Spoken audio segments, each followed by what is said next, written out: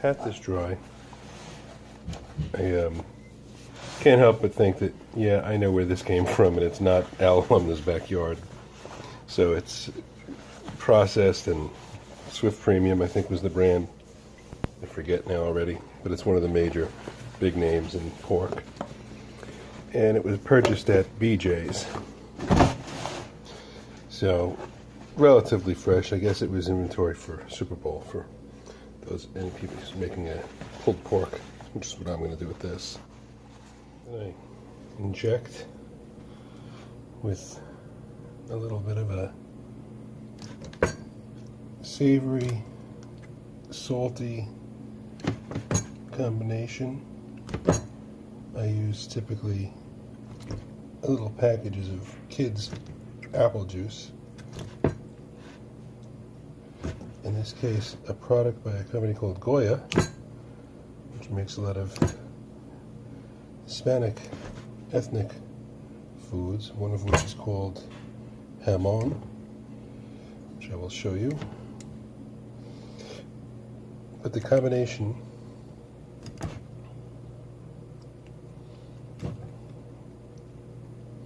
is both sweet and savory.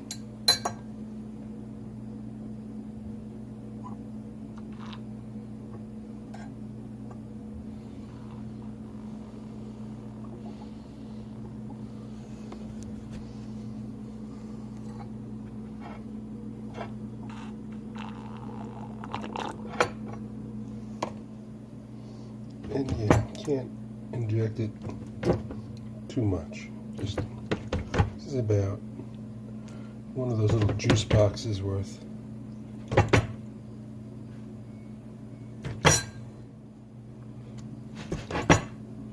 Pretty much any way you can get that tip to go in a little bit. You can see I'm just giving it little squirts. This will be the last one.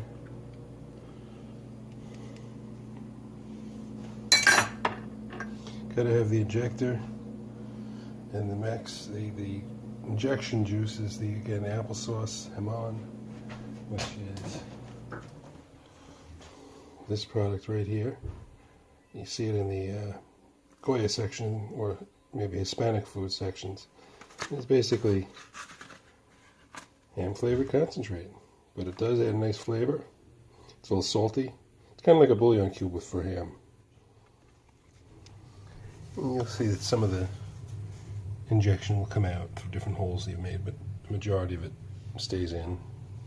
Maybe looks like about a quarter cup that came out, but it was about a half a cup that went in. It'll stay. So I'm just going to cover this. I find it's worth spending a few bucks getting these large Rubbermaid Tupperwares to seal things in. I'm going to go put this outside because it's cold enough outside and we don't need to kill the fridge today. Okay, so it's been probably about 2 hours that this soaked or sat. I had it outside and it was about freezing. You can see a lot of it has come back out. Oh, it smells good though. Very good. That ham flavoring is really strong. Okay, now I'm going to take it out and dry it. So this gives you an idea. That's how much liquid has come back out, and we're going to go ahead and get rid of that.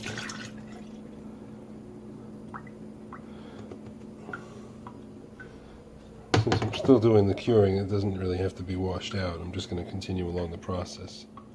Now I'm just drying out the previously now brined, not really brined, but injected butt with paper towel.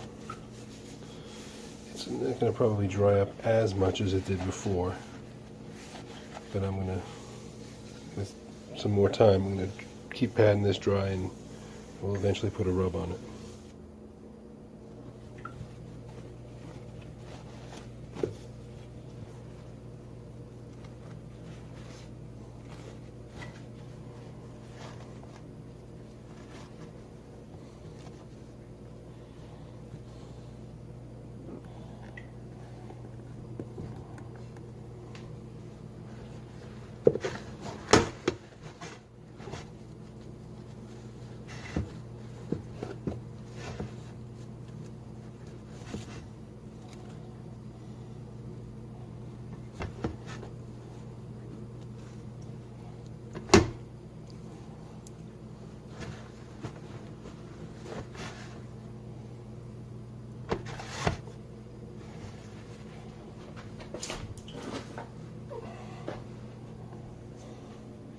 So now it's nice and dry, and I'm running some warm water over some honey that I have that's just crystallized a little bit. I'm hoping it'll soften up enough, and that I'm going to use as part of the glaze.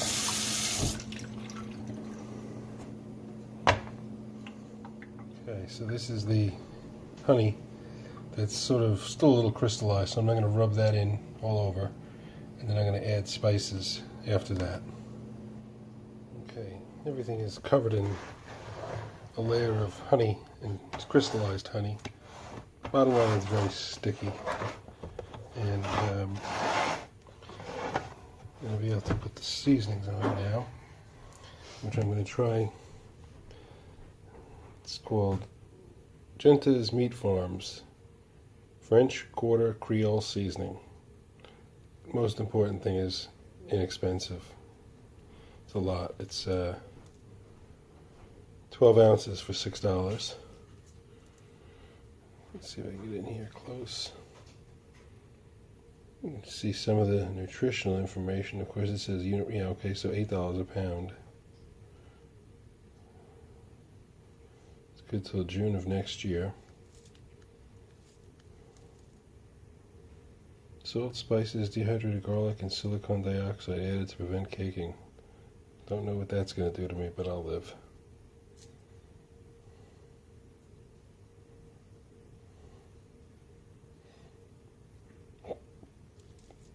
Give it a try.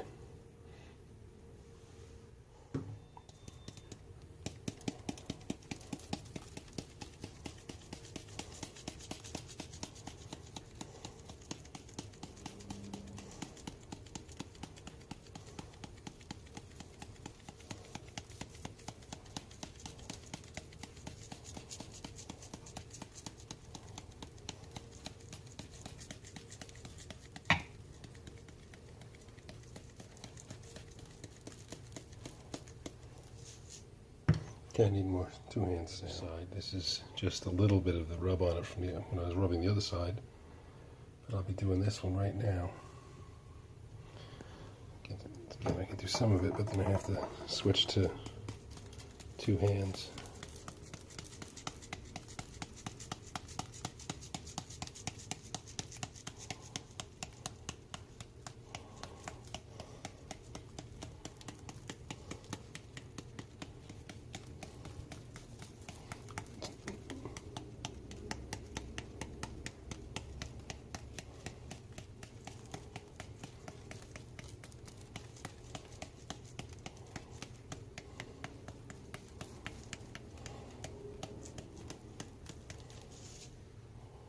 Okay, again, I need 2 hands, so.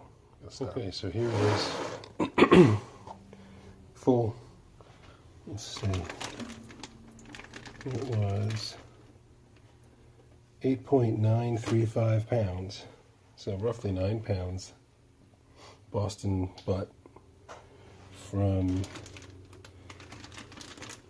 Swift Premium. So again, I know it's a factory hog, but at least it's cheap.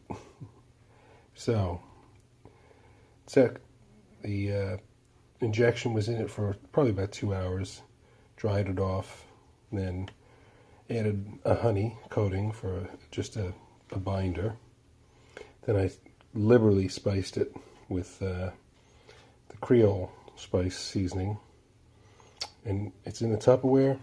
You can see it's already starting to draw some liquids out. But this will eventually get sucked out and sucked back in, and then it'll be smoked in a slow cooker, slow smoker, I guess, in my Cookshack. All right, more later. And so this is the non-fat cap side, and I'm just gonna sprinkle again, just because I can. A lot of this will sweat essentially off during the cook, low and slow. I plan on cooking it at about 230 in a Cookshack Smokette electric smoker oven And she's starting to warm up right now. And we'll go see how you put this in there. So every cook is a bit of an experiment. I bought this Goya vanilla, brown sugar cane, and it's basically just a different form of sugar. But this is what it looks like. It's sort of a block. Just use the grater and just chisel off. And that's what I have on top. So that's my final step before she goes into the cooker, which is where she's heading now. Okay, so here I am. Sorry for the noise in the background, but the heating system is on. And my heating system vents from a 2-inch PVC pipe. A little condensation, but I'm trying to keep off the concrete. But that's all it uses, is that 2-inch PVC pipe. My water heater, same thing, 2-inch PVC pipe. Anyway, here we are. You can see the wisps of smoke coming out, which is actually kind of strong right now because I don't have it completely sealed. But we're going to open this up and then we're going to put some meat in. Take the lid off. Usually I keep a space on the table here available, but today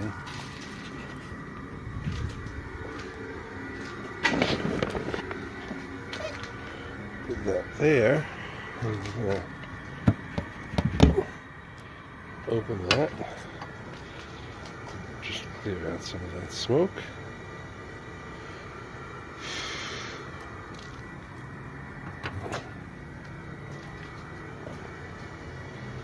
So the little Cookshack really retains quite a bit of that smoke. It's just clearing out the majority of it. Ooh, standing downwind from it too. There we go. So that's now puffed out. And it'll smoke while I'm working on it, but it won't be as much in my face. And you can see the level with which it is smoking. I'm going to get now my chunk of meat in there. You can see it. It's inside the oven, kind of centered on that above the smoker. And we close it.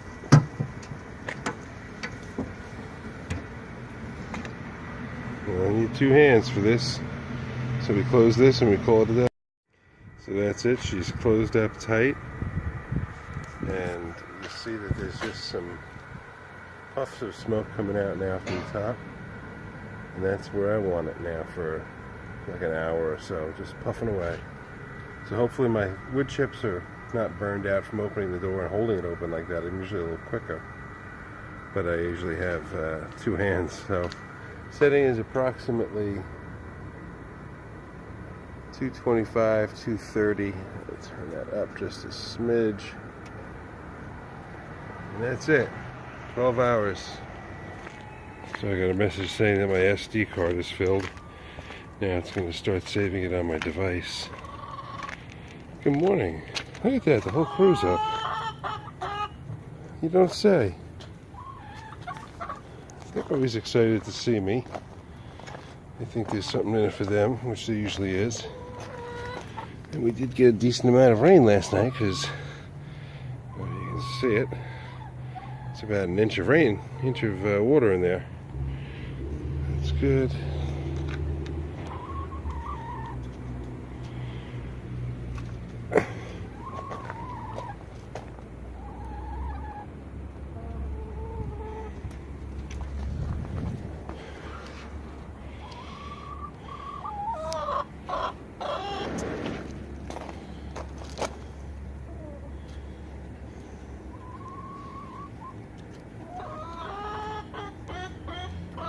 You don't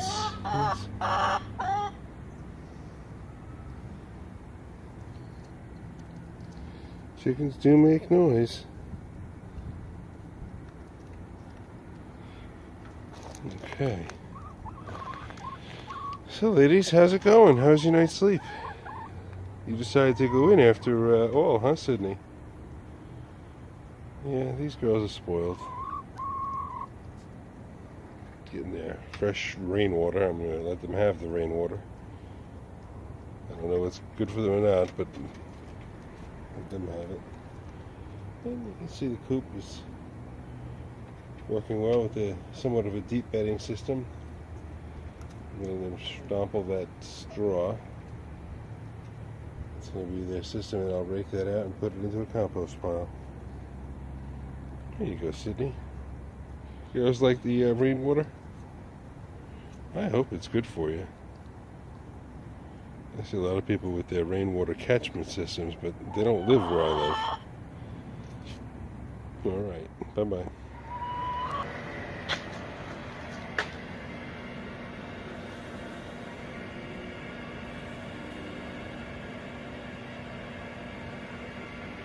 Can't begin to tell you how good this smells. That is amazing good smell. So, I don't think at this point I'm producing any more smoke, and I generally don't bother opening it, so I won't start now. But everything looks good. Yeah, there's some drippings in there. Can be quite a bit at the end of the time, at the end of the cook.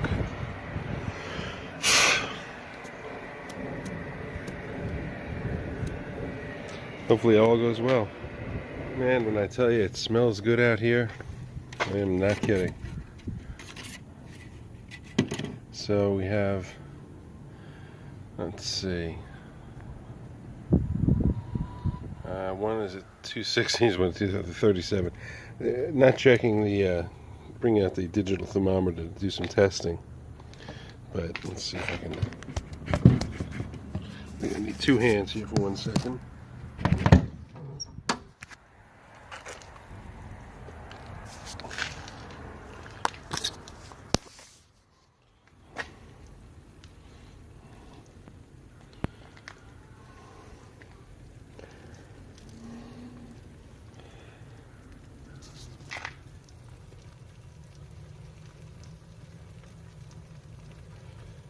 Getting there. 290.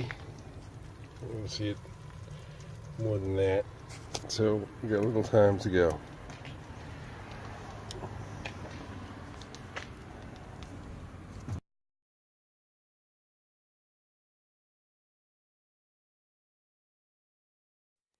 Okay, so here we are after the 12 hours of smoking, cooking, with a Creole rub. Probably said that so many times. This is what we get. Oh man, this smells amazing. Now that darkness is mostly bark, which would be the seasoning, some smoke. Not a lot of burning though. Be just borderline. Let's see.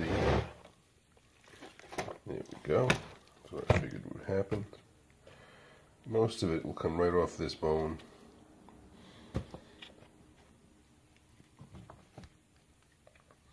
It's looks a little deceiving. It looks pink, but it's really probably from the color of the seasoning.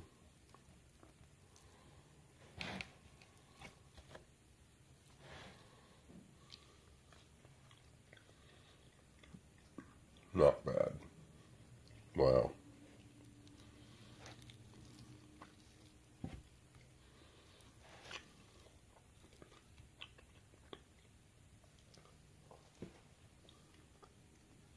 It is really good. It's moist. It's seasoned and flavored through and through. Not overdone, not underdone. Very, very good. So I'm going to pull this apart and shred it to make pulled pork, pulled roast pork, which we can add barbecue sauce to later if you'd like. For now, it's just seasoned with a rub and the injection, which was a apple juice, honey, ham on or ham concentrate, and the Creole rub. 12 hours of cooking, about 8 hours of marinating. It is yummy. More later. Bye-bye.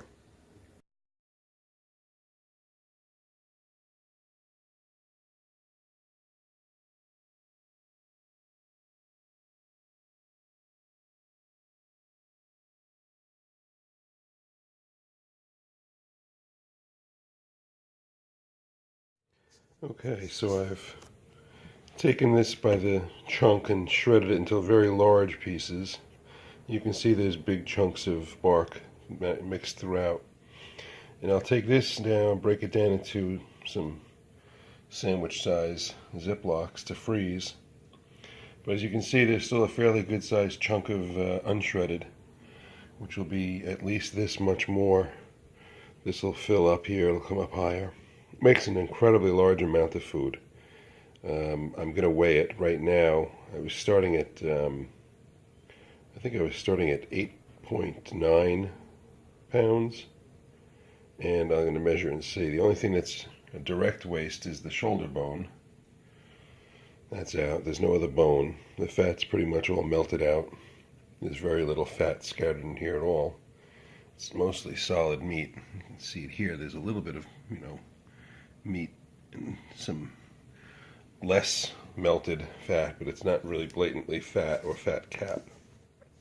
Okay, so this is the full Boston butt, now shredded, pulled into just different varying size chunks. There's no bone in here, and that is the only bone that was in there. This is some excessively fatty stuff, so I pull that out, but it was very, very minimal amounts. The rest is bark. You leave a little bit of the fattier, marbled fat meat mix in there, because when you reheat this, you want to have a little bit of that original fat in there. It'll keep it from getting dry. So now I'm going to take this and portion it into, probably cup-sized portions of the shred. And I'll freeze that and make sandwiches, make something out of it in the future. And then I have over here a pot that I'm going to use to make some soup, which will be a roasted, smoked pork, Creole, seasoned soup. We'll see how it comes out. Okay, what we have here is the end results of a 9-pound Boston butt, injected, seasoned, marinated, and left overnight, slow cooked at about 230 degrees for 12 hours, and it has yielded, this is 4 pounds 2 ounces.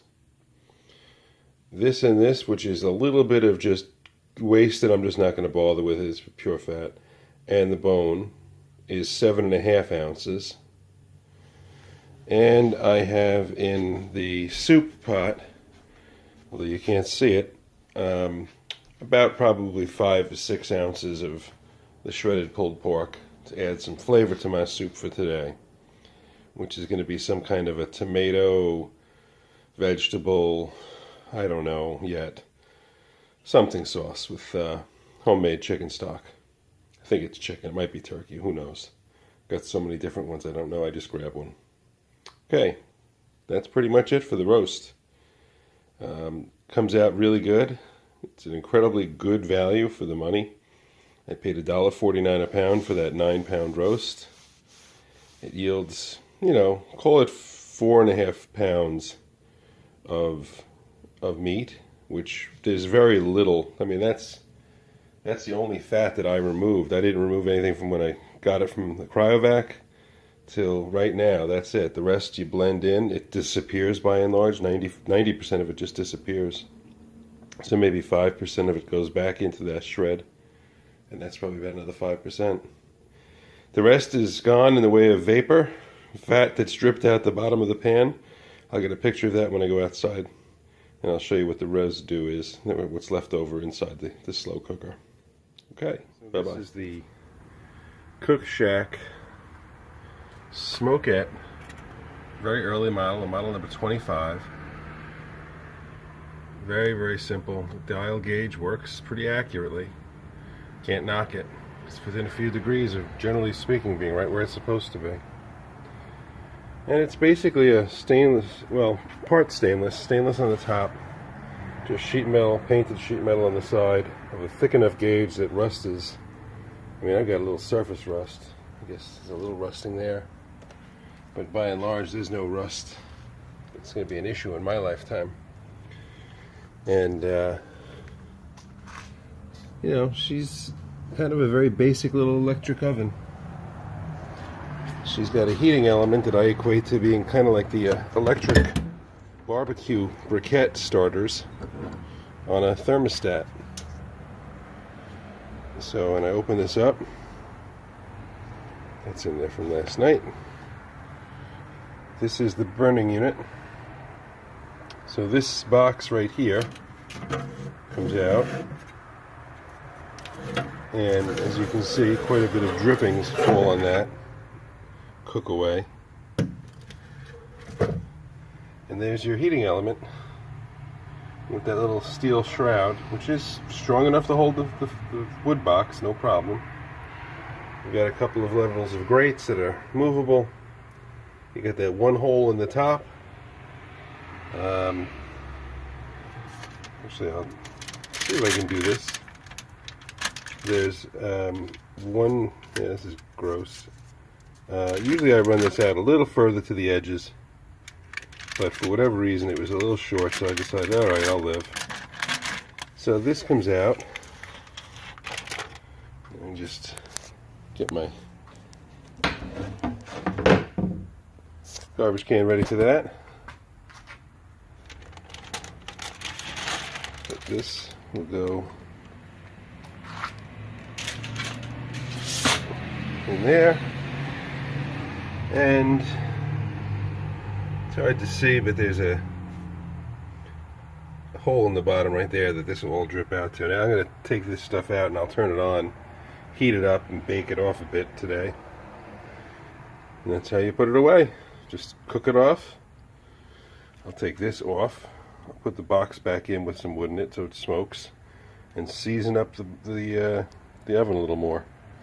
Once it gets to the point where there's enough that you can scrape on the walls, you scrape the walls.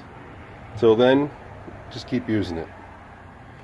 It's you know, hot enough that this stuff burns off, but doesn't start fire. It just adds some intense, good flavor.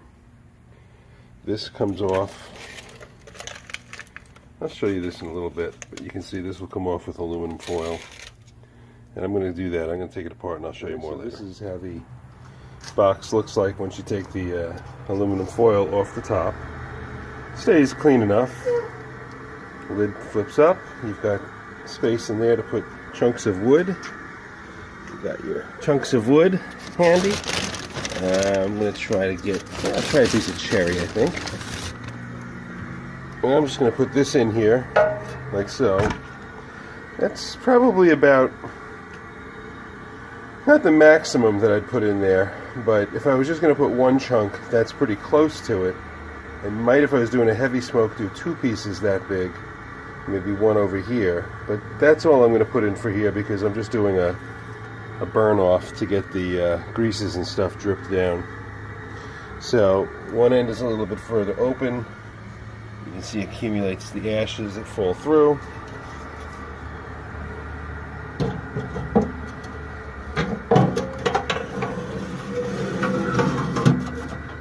That fits in.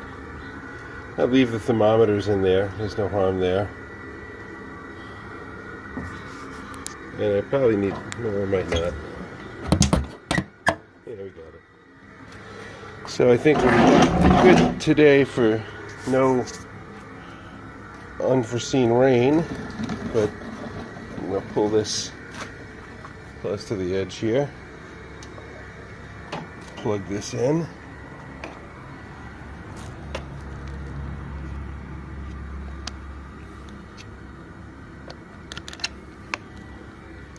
That's plugged in.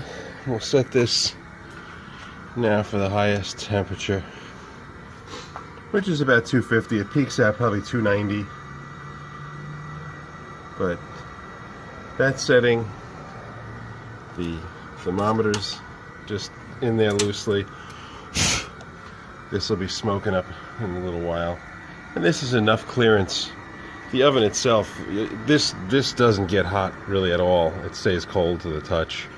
Certainly a warmth, that's about it. And then this distance, I have enough breeze going through here today that I'm not too worried about it. Besides, it doesn't smell bad. Bye-bye. And you can see there's nothing in there creating steam at this point, unless there's a little residual moisture. But otherwise, it's just a little bit of smoke that's coming out. In this case, I put a chunk of cherry wood. And boy, does it smell like cherry. It's not a bad smell. And in here, down the bottom, this drawer comes out. And you can kind of get a feel for how much stuff there was. That's the leftovers from the one cook of a Boston butt. And just doing a burn off, I'll call it, to get rid of most of the heavier buildups of whatever, drippings. They'll loosen up, slide down. I'll wipe it out with a paper towel, and then everything will be fine for quite a while. Alright, that's it. That was Boston Butt 101 with Bill. All you need is this. This was something I bought in Florida and shipped back to New York, and it cost me about $250 all said and done. But you can replace it now for about $800, or somewhat less if you're willing to get a cheap knockoff. This is a really good quality smoker. It will outlast me, I would imagine, by a long shot. Very simple design, very, very effective, perfect for the home. Bye-bye.